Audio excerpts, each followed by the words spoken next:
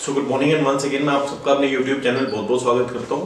तो जैसे आप सबको पता है हमने पॉलिटी खत्म की थी और ज्योग्राफी के बारे में बेसिक बात की थी कि जिसे ज्योग्राफी का बिल्कुल नहीं पता उसको ज्योग्राफी के बारे में एकदम स्टार्टिंग से बात करेंगे। और ज्योग्राफी की क्लासिफिकेशन हमने बात की थी जो 6 टाइप की ज्योग्राफी आती है हमारी फॉर यूपीएससी। और सेकेंडली मैं ये कहूंगा कि ये जो ज्योग्राफी सब्जेक्ट है ये बेसिकली आपका स्कूल गोइंग स्टूडेंट्स या कॉलेज गोइंग स्टूडेंट्स के लिए भी उतना ही फायदेमंद रहेगा, इवन जो केबीसी की तैयारी कर रहे हैं उनके लिए भी। ठीक है, तो आज का जो हमारा टॉपिक रहेगा वो रहेगा फिजिकल ज्योग्राफी पार्ट 1।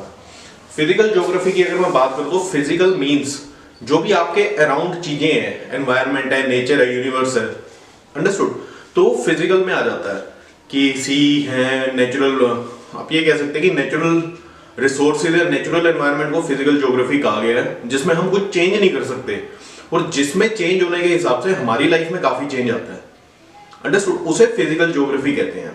तो फिजिकल ज्योग्राफी पार्ट 1 आज का हमारा लेक्चर रहेगा। ये लेक्चर बिल्कुल बेसिक से रहेगा। For pre point of view इसमें कुछ चीजें इंपॉर्टेंट हैं, उस पर आप थोड़ा ध्यान दीजिए, नोट बनाना।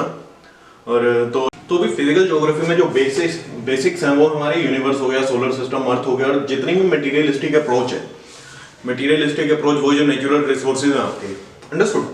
तो सबसे पहले हम जो बात करेंगे वो बात करेंगे सोलर सिस्टम, क्योंकि यूनिवर्स तो एक बहुत ही बड़ी चीज है, उसमें कुछ आपकी टेंजिबल चीज है नहीं जिसपे हम बात कर सकते हैं, है ना। तो सोलर सिस्टम ही है जो एक टेंजिबल चीज है जिसपे हम बात कर सकते हैं, अंडरस्टूड। तो सोलर सिस्टम के बारे में बात करेंगे। अभी आप सबको पता होगा प्लेनेट हम शुरू से सुनते हैं, सोलर सिस्टम में प्लेनेट होते हैं। उस टाइम में हम सुनते थे 9 प्लेनेट है, एक्चुअल में 8 प्लेनेट है। जो 9th आपका प्लूटो था उसे इंटरनेशनल एस्ट्रोनॉमिकल यूनिट AIU ने 2006 में प्लेनेट की कैटेगरी से हटा दिया था, अंडरस्टूड। तो उसके हिसाब से आज के डेट में हमारे 8 प्लेनेट है और एक सन है, अंडरस्टूड। सन के अराउंड प्लेनेट घूम रहे हैं। एक जैसे आपकी ग्रेविटेशनल फोर्स रहती है ऐसे एक सेंट्रीफ्यूगल फोर्स रहती है, जिसकी फॉर एग्जांपल एक मैग्नेट है बीच में, तो उसके रिस्पेक्ट में जैसे आपकी सेंट्रीफ्यूगल फोर्स जिस प्लेनेट में लग रही है तो उस फोर्स से सन के अराउंड घूम रहा है, अंडरस्टूड। अब वो घूम रहा है, वो एलिप्टिकल ऑर्डर में घूम रहे हैं, सर्कुलर है, ये सारा सर्कुलर मोशन, बट ऑर्बिट जो है वो एलिप्टिकल है।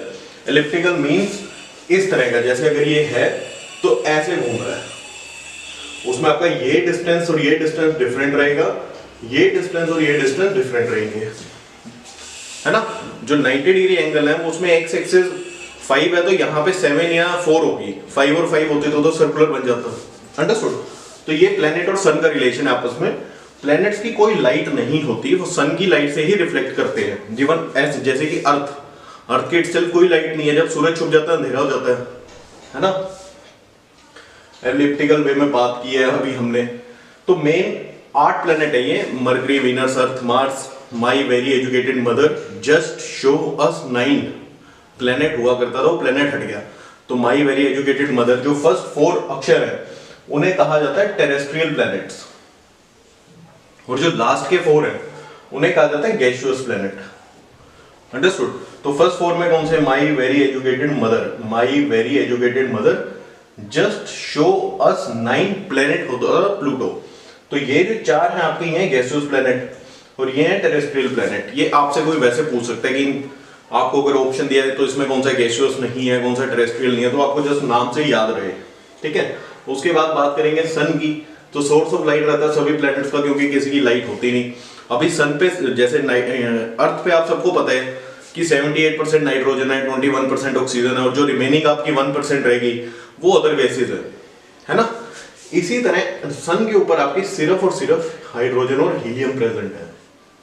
ये आपसे कोई पूछ सकता है, हाइड्रोजन और हीलियम सिर्फ सन के ऊपर, ये 2 गैसेज प्रेजेंट है जो मेजोरिटी में है, मोर देन 85%, अंडरस्टूड। बाकी 15 या 10% और भी गैसेज होंगी जो कंप्राइज करके 10-15 बनती हैं, बट हाइड्रोजन हीलियम सबसे ज्यादा है सन के ऊपर।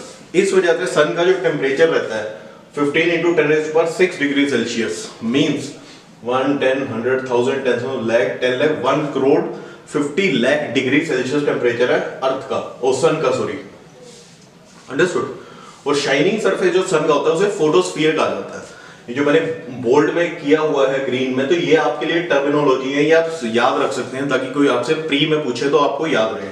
फोटोस्फीयर होता है जो सन का शाइनिंग सरफेस होता है, जैसे फोटोसिंथेसिस सुनते थे वो भी सन से रिलेटेड होती थी, है ना। तो इसी तरह फोटोस्फीयर भी सन से रिलेटेड है।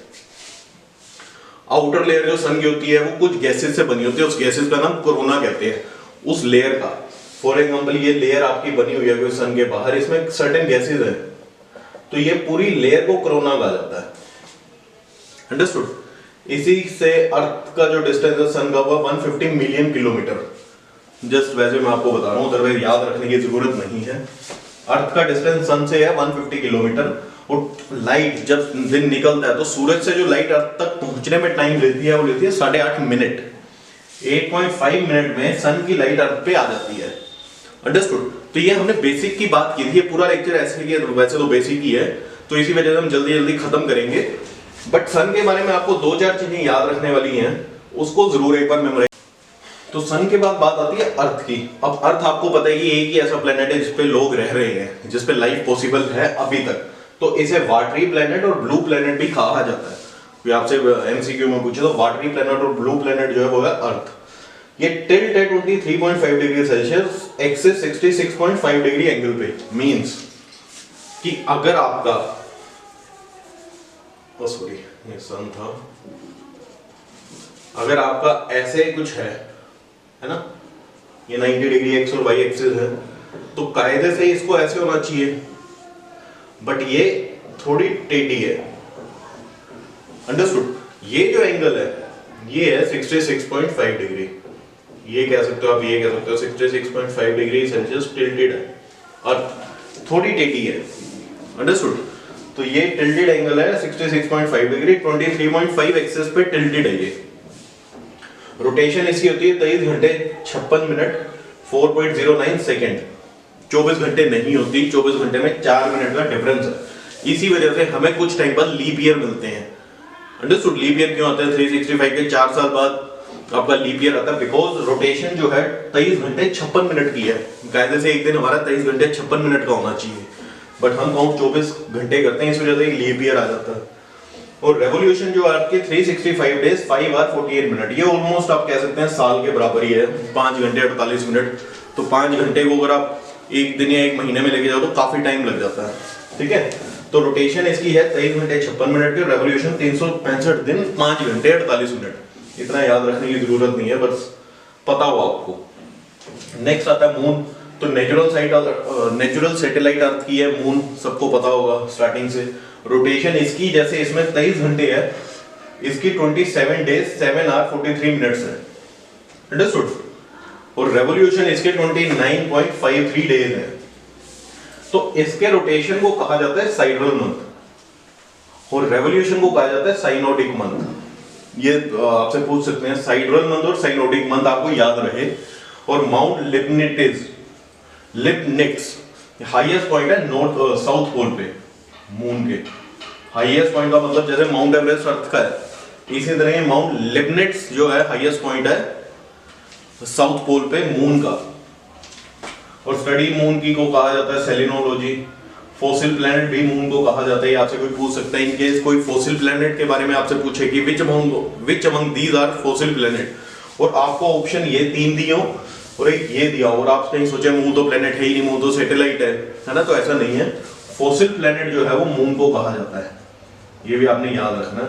और 2 इस पे जो हमारी तरफ से गए थे, चंद्रयान 1 और चंद्रयान 2, ये आप याद रख सकते हैं, जो फर्स्ट और सेकंड चंद्रयान गए थे और मून के ऑर्बिट में, ठीक है, 2 सैटेलाइट जो भेजी गई थी। तो यहां तक आप सबको क्लियर होगा, मुझे जहां तक लगता है कि बेसिक था अब तक। प्लेनेटरी सिस्टम, सोलर सिस्टम, अर्थ हो गया, सन हो गया, मार्स हो गया, जिनकी जरूरत थी मैंने मार्स की हमने बात नहीं की, बट जिनकी जरूरत थी हमने उनकी बात की है।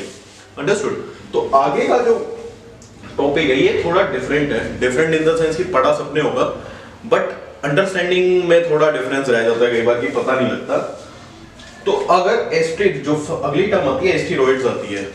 एस्टेरॉइड्स भी बेसिकली नीचे उसमें सोलर सिस्टम का ही पार्ट है। ये होता क्या है?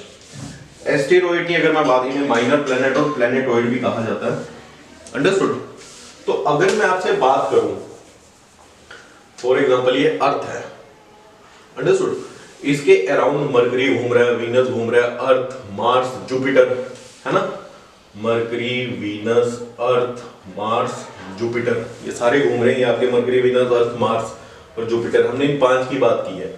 अब मैं मरकरी हटा देता हूँ, वीनस हटा देता हूँ, अर्थ हटा देता हूँ, तो बचा के आपका मार्स और जुपिटर। इन दोनों को अगर मैं बड़ा करके लिखता हूं तो ये ऑर्बिट हो गया मार्स का, है ना, और ये ऑर्बिट हो गया आपका जुपिटर का। अंडरस्टूड? मतलब ये अर्थ के अराउंड, सन के अराउंड ऐसे घूम रहा है, जुपिटर सन के अराउंड ऐसे घूम रहा है। यहां तक सबको क्लियर है, इसमें कोई डाउट नहीं। इन दोनों ऑर्बिट के बीच में कुछ पार्टिकल घूम रहे हैं ऐसे, ठीक है। तो इससे टेक्निकली आप क्या कह सकते हैं कि वो पार्ट जो मार्स और जुपिटर के बीच में घूम रहे हैं, मार्स के ऑर्बिट और जुपिटर के ऑर्बिट के इन बिटवीन एक अपने ऑर्बिट में जो रिवॉल्व कर रहे हैं, उन्हें कहा जाता है एस्टेरॉइड्स, ठीक है। Orbit of Mars and Jupiter in between. तो ये वो पार्ट है जो मार्स और जुपिटर के बीच में सन के अराउंड घूम रहे हैं, सेम ऑर्बिट में, सेम स्पीड में, उन्हें कहा जाता है एस्टेरॉइड्स, ठीक है। और बेल्ट ऑफ डेब्रिस होते हैं जो प्लेनेट अपने आप में नहीं बन पाए जुड़ने की वजह से, वो एस्टेरॉइड्स है। अब ये एस्टेरॉइड्स कुछ ऐसे हैं जो आपस में टकरा जाते हैं, आपस में टकरा के टूट गए। ये इनके टकराने की वजह से जो टकरा जाते हैं उन्हें कहा जाता है मीटियोर्स।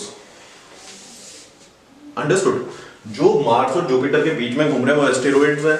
आपस में उनकी टकराने की वजह से जो पार्टिकल बनता है, जो टूटने की वजह से, कोलिजन की वजह से जो बनते हैं, वो बनते हैं मीटियोर्स। अंडरस्टूड? मीटियोर्स को शूटिंग स्टार कहा जाता है, ये आपको याद रखना है। Form due to the collision of asteroids, ये अभी हमने बात की है। जो छोटे पार्ट रहते हैं, जो टूट के छोटे बन गए, उन्हें कहा जाता है मीटियोर। जो ऊपर ही घूम रहे हैं और अर्थ तक पहुंचते पहुंचते खत्म हो जाते हैं, क्योंकि टेम्परेचर इतना रहता है, जैसे ही अर्थ के पास आते हैं तो वेपराइज हो जाते हैं। उनमें कुछ पार्ट ऐसे होते हैं जो बड़े होते हैं, लार्ज मीटियोर्स, जो पूरी तरह से जल नहीं पाते अर्थ तक पहुंचने में, और जो पूरी तरह से जल नहीं पाते और अर्थ तक पहुंच जाते, उन्हें कहा जाता है मीटियोराइट्स। अंडरस्टूड? ये काफी इंपॉर्टेंट है। मीटियोर्स आपको पता लगे एस्टेरॉइड्स के टकरा के बने, अर्थ की तरफ आ रहे हैं, बट इन बिटवीन बर्न हो गए, दैट इज मीटियोर्स। उनका कोई अस्तित्व नहीं है। उनमें जो बड़े पार्टिकल जो अर्थ तक पहुंच गए और जो बर्न जले नहीं रास्ते में, उन्हें कहा जाता है मीटियोराइट्स। ऑब्वियसली अगर अर्थ तक पहुंच गए और जले नहीं है तो वो बड़े ही होंगे, है ना। छोटे होते तो जल जाते तो मीटियोर बनते, बट जैसे ही अर्थ पे पहुंच गए तो उन्हें कहा जाता है मीटियोराइट्स। तो ये बेसिकली मीटियोर, मीटियोराइट्स और एस्टेरॉइड में डिफरेंस है। कंफ्यूज नहीं होना, इन तीनों का रेलेवेंस सिंपल एक साथ ही है। तो इसके बाद जो बात टर्म आती है वो आती है कोमेट। कोमेट कुछ नहीं है, कोमेट ना प्लेनेट है, ना एस्टेरॉइड्स है, ना मीटियोर है, ना मीटियोराइट है, ना ही कुछ और है, ना सैटेलाइट है। कोमेट होते हैं basically hairy star. Hairy star इन्हें क्यों कहा जाता है? क्योंकि कोमेट अपने आप में एक वो स्टार रहता है जिसकी आप ये कह सकते हैं पूंछ रहती है। अंडरस्टूड? और ये पूंछ तब दिखती है जब ये अर्थ सन से दूर जाता है। जब ये शूटिंग स्टार सन से दूर जाएगा तो उसकी पूंछ विजिबल होती है। अंडरस्टूड? इसे कहते हैं कोमेट। अब कोमेट का मतलब क्या है? फॉर एग्जाम्पल, ये प्लेनेट सन के अराउंड प्लेनेट घूम रहे हैं, एस्टेरॉइड्स घूम रहे हैं, मीटियोर्स, मीटियोराइट, जो भी फलाने ढमकाने घूम रहे हैं, उसी तरह कोमेट घूम रहा है। क्योंकि अर्थ ने एक तरह, सन ने एक तरह से सबको पकड़ के यूं घुमा रहा है ना। कोमेट जो होते हैं इनका ऑर्बिट होता है थाउजेंड ऑफ मतलब जितना प्लेनेट का डिस्टेंस है सन से रेडियली, उससे ज्यादा होता है कोमेट का। तो ये जितनी अब होता है इलिप्टिकल है, तो अगर एक टाइम में ये बिल्कुल दूर है तो जितना दूर है, सेंटर इसका कहीं और होगा रेडियस, तो वो जैसे ही सन के पास आएगा तो ये विजिबल होते हैं। अंडरस्टूड? इसीलिए कोमेट जो होता है वो कई सालों बाद विजिबल होता है, क्योंकि इसका ऑर्बिट बहुत बड़ा होता है। अब जितना बड़ा होगा उतना दूर जाएगा, है ना। समझ पा रहे हो आप? अगर ये सन है और कोमेट का ऑर्बिट इतना बड़ा है, मतलब प्लेनेट अगर आपके इधर घूम रहे हैं तो कोमेट का ऑर्बिट इतना बड़ा है, तो वो जितना दूर जाएगा काफी टाइम बाद सन के पास आएगा। समझिए, ये सन है तो काफी टाइम बाद सन के पास आता है। इसका सिर्फ यही मतलब है, कंफ्यूज नहीं होना कोमेट का। Revolve around sun in large orbit और come around sun thousands of year, काफी सालों बाद सन के अराउंड आते हैं, जब अपनी इस पोजीशन पे आते हैं, दोबारा घूम के फिर दूर चले जाते हैं। ये होते हैं कोमेट। अंडरस्टूड? अब बात आती है कॉन्स्टेलेशन। कॉन्स्टेलेशन कुछ नहीं है, कॉन्स्टेलेशन एक यूनिट है। यूनिट मींस जैसे mm, किलोमीटर, सेंटीमीटर, इसी तरह कॉन्स्टेलेशन एक यूनिट ऑफ डिवीजन की हुई है स्काई की। कि स्काई को आप ऐसे नहीं पढ़ सकते कि स्काई क्या है, कि कहां पे अंधेरा ही अंधेरा है, कहीं स्टार बैठा है, कहीं प्लेनेट बैठा है, कहीं क्या है। तो constellation basically unit of that sky की डिवीजन है, स्काई को भागों में डिवाइड किया गया, उस एक भाग को कहते हैं कॉन्स्टलेशन। अंडरस्टूड? तो 88 कॉन्स्टलेशन अब तक रिकॉग्नाइज किए गए हैं, जो कि लेटेस्ट अपडेट है मेरे पास। और तो ये कॉन्स्टलेशन का सिर्फ यही है कि यूनिट ऑफ डिवीजन है, इसको याद रखना आपने, नाम से कंफ्यूज नहीं होना कि ये कोई सैटेलाइट है या क्या है। लास्ट में आती है स्टार एंड गैलेक्सी। अब स्टार एंड गैलेक्सी सिंपल है कि ये बहुत बड़ा यूनिवर्स है। यूनिवर्स के अंदर thousand of lakhs of galaxies हैं, बिलियन ऑफ गैलेक्सीज कहते हैं वैसे, कि एक अगर यूनिवर्स है उसके अंदर गैलेक्सीज ही गैलेक्सीज है। अंडरस्टूड? बिलियन ऑफ गैलेक्सीज हैं यूनिवर्स में।